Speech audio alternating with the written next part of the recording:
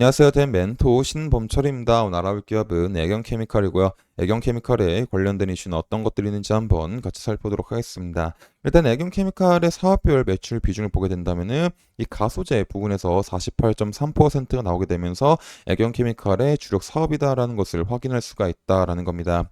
그리고 애경케미칼 같은 경우는 최근에 이 가소제에 대한 영향력을 높이기 위해서 베트남에 있는 VP챔 지분을 인수했다라는 거죠. 결국 이 VP챔 지분 인수를 함으로써 애경케미칼은 가소제 생산 능력이 연간 55만 톤에서 66만 톤으로 약 20% 증가를 했다라는 겁니다. 그리고 이 가소제 생산 능력만 증가한 게 아니라 해외 생산 거점을 추가 확보함으로써 글로벌 시장에서도 전략적 선택과 집중이 가능해졌다라는 거죠. 그래서 현재 애경케미칼은 국내에서는 북미와 유럽을 대상으로 한 친환경 가소제를 이용하고 중국과 베트남에서는 다른 지역에서 널리 사용되는 범용과 기능성 가소제를 전략적으로 생산할 계획을 가지고 있다라는 겁니다.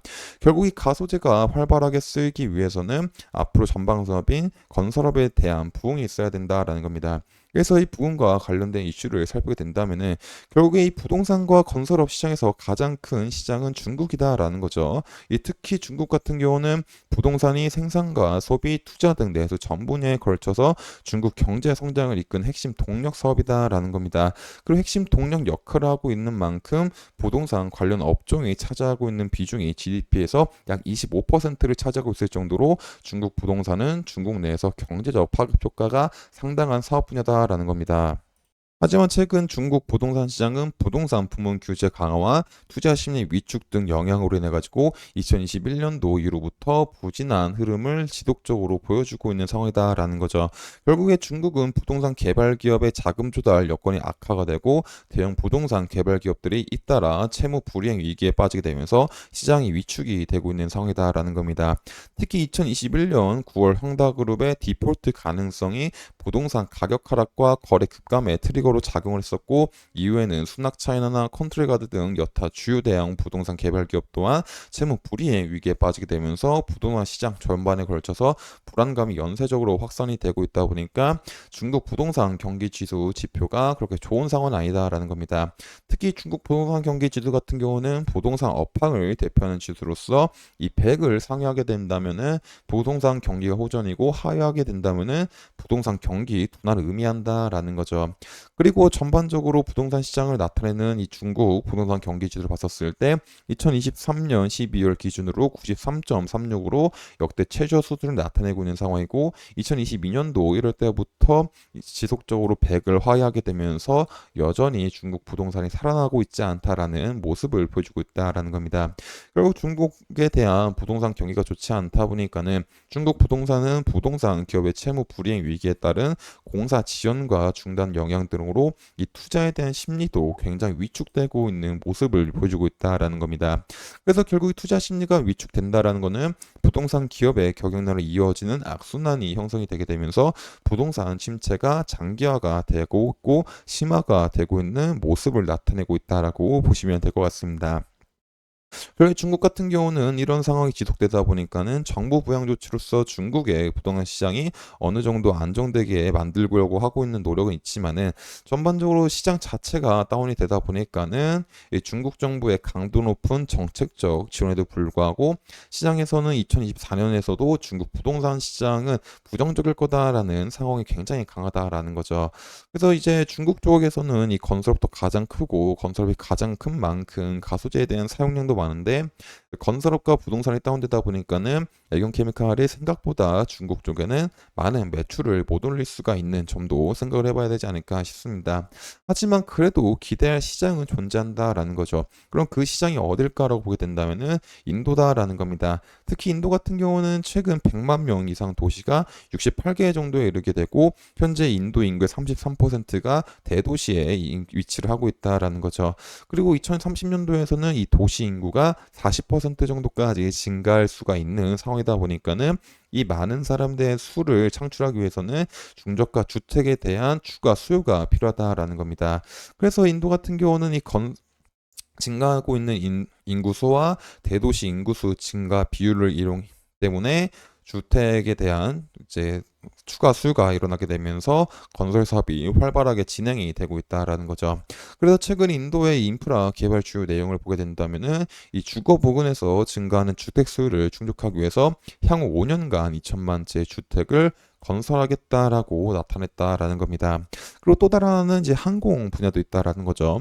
이 항공 분야에서 보게 된다면은 기존 공항 확장과 신규 공항 신설 지속에 대한 부분이 있다 보니까 이 부분에 대해서도 이 건설이 일어나게 되면서 가소재가 쓰일 수 있는 환경이 마련이 되고 있다라는 겁니다. 그래서 결국 이 이제 인도 같은 경우는 이 인프라에 대한 개발을 하기 위해서 관련된 예산도 지속적으로 늘리고 있는 상황이다라는 겁니다. 특히 이제 임시 예산안 중에서 인프라 항목 편성 금액이 약 1,400억 달러로 전년 대비보다 11%가 증가했다라는 거죠. 그러면 임시 예산안이라도 인도 같은 경우는 과거 임시 예산안과 실제 집행 금액이 유사한 점을 고려하게 된다면은 이제 2024년도에도 이제 많은 돈에 대한 인프라 투자가 일어나지 않을까라는 기대를 해볼 수가 있을 것 같습니다. 그래서 정리를 하게 된다면은 애경케미칼은 아직까지 2차전지와 TPC에서 매출이 뚜렷하고 나오고 있는 상황이 아니기 때문에 기존 캐시카우 역할을 해주고 있는 가소제에서 지속적인 매출이 나와줘야 된다라는 겁니다. 하지만 최근 이 가소제 같은 경우는 부동산 업황으로 다운으로 인해 가지고 많은 매출을 못 올릴 수가 있고 또 그 최대 매출처인 중국 쪽에 대한 매출이 줄어들 수 있다라는 거죠. 하지만 지금같이 중국 부동산은 다운이 되고 있지만 인도 같은 경우는 늘어나는 인구 수에 맞춰서 주택 수요도 지속적으로 증가하고 있기 때문에 애경케미칼이 VP 채무에 인수함으로써 해외 생산 거점 기지를 마련 만큼 인도 시장을 적절하게 노리게 된다면은 이제 추가적인 매출도 올릴 수 있지 않을까라는 기대를 해볼 수가 있을 것 같습니다. 그래서 이런 부분들을 지속적으로 살펴야 될 것 같습니다. 그리고 이런 부분들은 제가 지속적으로 확인을 해서 여러분들한테 알려드릴 예정이다 보니까 애경케미칼에 관심 있으신 분들은 제 영상을 చూ시면 감사하겠습니다. 네, 애경케미칼에 대한 주가도 한번 같이 살펴보도록 하겠습니다.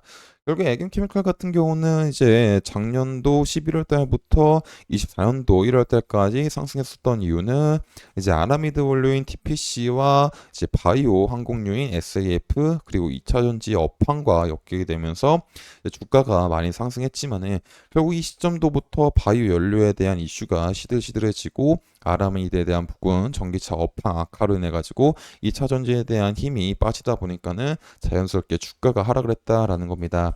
그리고 이제 가격이 하락하다 보니까는 이제 중간에 반등이 오긴 했지만은 결국 이 풀리지 않은 업황으로 인해 가지고 다시 지속적인 하락을 하고 있는 모습을 보여주고 있다라는 거죠. 결국 이 하락으로 인해 가지고 이제 추세선 60평선도 이제 완만하게 하락으로 돌아가고 있는 상황이고 또 60평선과 120평선의 데드 크로스를 인해 가지고 중장기적인 힘도 조금은 하방으로 향하고 있는 모습을 보여주고 있기 때문에 지금 당장 같은 경우는 어떤 급등보다는 살짝 관망하면서 상황을 지켜보는 게 좋지 않을까 싶습니다. 그래서 애경케미칼 같은 경우는 지금 제일 중요한 거는 이 부근에서 바닥을 만들어주면서 버텨줄지 아니면은 이 부분이 이탈할지 말지를 살펴봐야 되지 않을까 싶습니다. 그래서 지금 당장은 관망하면서 지켜보는 게 제일 좋지 않을까 싶습니다. 그래서 앞으로 주가 움직임도 제가 지속적으로 확인을 해서 여러분들한테 알려드릴 예정이다 보니까 애경케미칼에 관심 있으신 분들은 제 영상을 시청해 주시면 감사하겠습니다. 이상 태연 멘토 신범철이었습니다.